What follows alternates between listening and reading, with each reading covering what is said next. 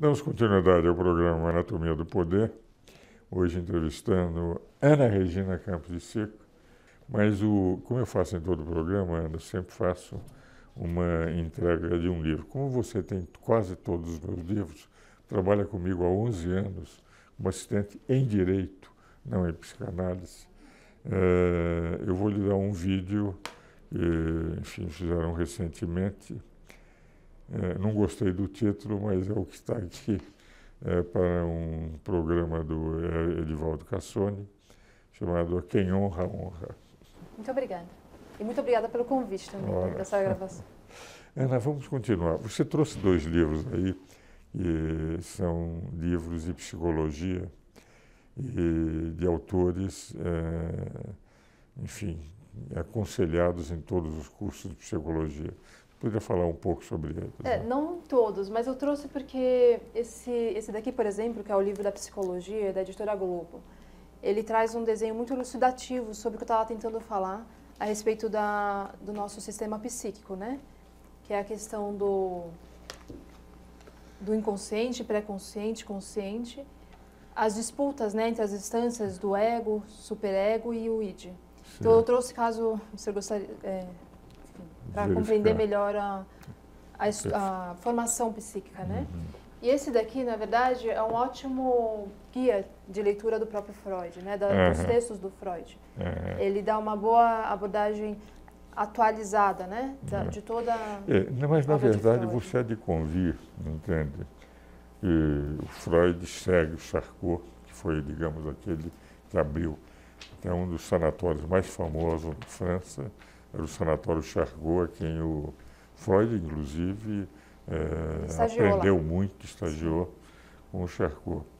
Mas há muitas críticas ao Freud, no momento em que muitos valorizam demasiadamente a impressão de que o Freud praticamente condicionava tudo a uma reação sexual do cidadão, quase que houvesse um instinto, entende, para o sexo, como a explicar muitas das frustrações, etc.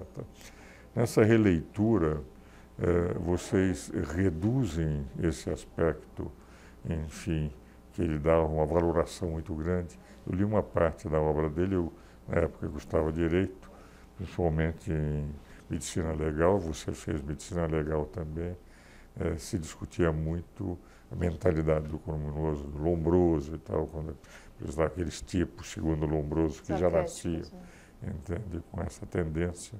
Mas no Freud, uma das críticas que fazem a ele é uma concentração de muitos dos diagnósticos dos problemas que sente no cidadão, ou frustrações, ou problemas de natureza sexual.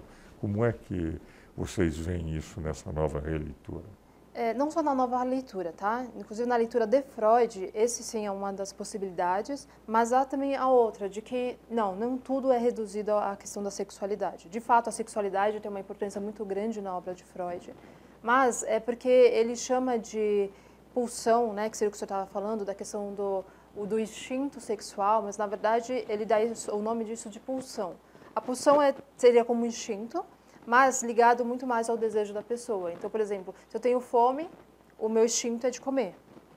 A pessoa, no caso da pulsão, não. A pulsão ela não tem um objeto específico. Então, eu estou com um desejo, eu vou em busca desse desejo, seja ele qual for.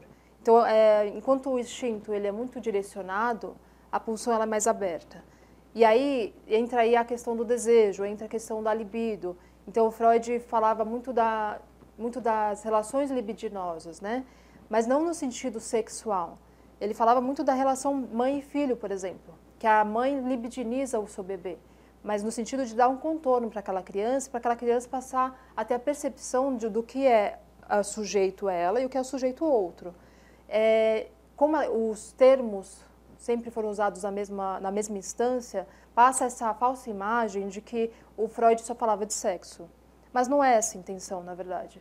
A intenção é de verificar o quanto que a pessoa está sendo formada a partir dos estímulos, de toque mesmo, né? Então, quando a mãe amamenta, quando a mãe toca no seu filho, acaricia o filho, isso para ele é uma manifestação importante na formação do sujeito.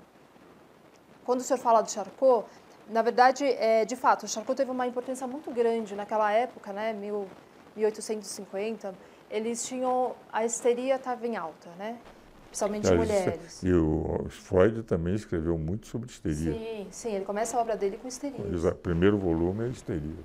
E aí, junto com Brauer, né, aí o que aconteceu? Exatamente. Aí o que aconteceu? O Charcot, ele era de Viena, o Freud era de Viena, o Charcot de Paris. Ele foi durante um ano fazer um estágio, porque ele ficou encantado com a ideia da hipnose. Só que, e aí depois de um ano que ele ficou nesse estágio, ele voltou e resolveu aprimorar, enfim, o que ele aprendeu com o Charcot. Só que aí ele percebeu que, primeiro, na hipnose, o que é a hipnose? Né? É uma indução em que a pessoa fica no estado rebaixado de consciência. E aí o Charcot conseguia remover os sintomas das mulheres por meio dessa... Não só das mulheres, tinha homens histéricos também, mas é que as mulheres eram em maior número. Ele conseguia rebaixar e todas aquelas deformações, né, corporais que as pessoas apresentavam desapareciam durante a hipnose. O que o Freud percebeu é que conforme o tempo ia passando, os sintomas voltavam. Por quê? Porque não era consciente. Como a hipnose se dá num estado rebaixado de consciência, a pessoa não tinha consciência do que tinha acontecido. Ou seja, o que estava inconsciente continuou inconsciente. Então o sintoma voltava, então não tinha cura. Então o que o Freud, primeiro que ele odiava, não é que ele odiava, mas ele não gostava da hipnose, ele não era um bom. Ele não era um bom nessa área. É interessante o livro. Eu li esse livro ainda estudante de Direito. É bem interessante mesmo. Muito. E é o primeiro da coleção. Sim. Além dele não ser bom na área, ele teve essa percepção realmente que é real. E aí ele desenvolveu uma outra técnica que é a da livre associação. Então ele deitava o paciente no divã, mas não só por isso, tá? Ele atendia, ao contrário de hoje, né, todos os dias. Os pacientes eram atendidos 6 vezes por semana. E aí então ele não aguentava ficar olhando para a cara do paciente todos os dias, né? Então até por uma questão de suportabilidade, ele desenvolveu a ideia do divã, deitava as pessoas no divã e as pessoas iam falando aleatoriamente. E gerou a livre associação. Nessa livre associação, como eu estava falando, o discurso consciente dá abertura para escapamentos, né, do inconsciente. Nesses escapamentos é que o Freud conseguia captar questões que estavam ligadas aos sintomas. Então, a partir dos sonhos, dos atos falhos, dos sintomas. Por isso que é a cura pela palavra, né, que é conforme a pessoa vai falando com o máximo possível, né? Que a gente sabe que na consciência o nosso nível de recalque é muito alto. Então a gente tenta filtrar muitas palavras. Mas o que o Freud fazia era tentar deixar o paciente mais à vontade possível para que ele falasse sem filtros. E a partir daí conseguir sim ter um acesso maior ao inconsciente. Para o nosso telespectador entender as figuras, você explicaria o que é um neurótico, o que é um psicótico, o que é um esquizofrênico, entende? E aqueles problemas normais que um sujeito normal pode ter, apesar de serem alguns problemas com que ele tem que lidar psíquicos. Esses 4 estágios, você poderia sinteticamente explicar para os nossos espectadores? Sim, na verdade a esquizofrenia estaria dentro da psicose, tá?